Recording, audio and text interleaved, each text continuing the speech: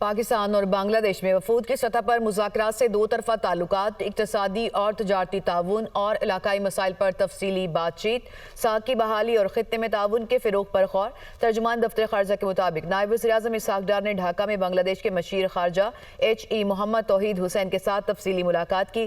دو طرفہ تعلقات کو مزید مضبوط بنانے کے لیے مشترکہ کوششیں جاری رکھنے پر اتفاق ہوا۔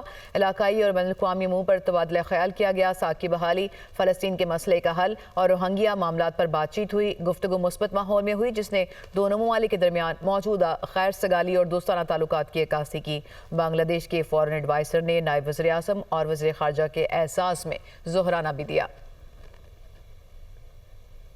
پاکستان اور بنگلہ دیش میں وفود کی سطح پر مذاکرات سے دو طرفہ تعلقات، اقتصادی اور تجارتی تعاون اور علاقائی مسائل پر تفصیلی بات چیت، ساکھ کی بحالی اور خطے میں تعاون کے فروغ پر غور۔ ترجمان دفتر خارجہ کے مطابق نائب وزیر اعظم اسحاق ڈار نے ڈھاکہ میں بنگلہ دیش کے مشیر خارجہ محمد توحید حسین کے ساتھ تفصیلی ملاقات کی۔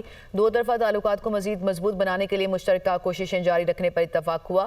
علاقائی اور بین الاقوامی امور پر تبادلہ خیال کیا گیا۔ ساکھ کی بحالی، فلسطین کے مسئلے کا حل اور روہنگیا معاملات پر بات چیت ہوئی۔ گفتگو مثبت ماحول میں ہوئی جس نے دونوں ممالک کے درمیان موجودہ خیر سگالی اور دوستانہ تعلقات کی عکاسی کی۔ بنگلہ دیش کے فورن ایڈوائزر نے نائب وزیر اعظم اور وزیر خارجہ کے اعزاز میں ظہرانہ بھی دیا۔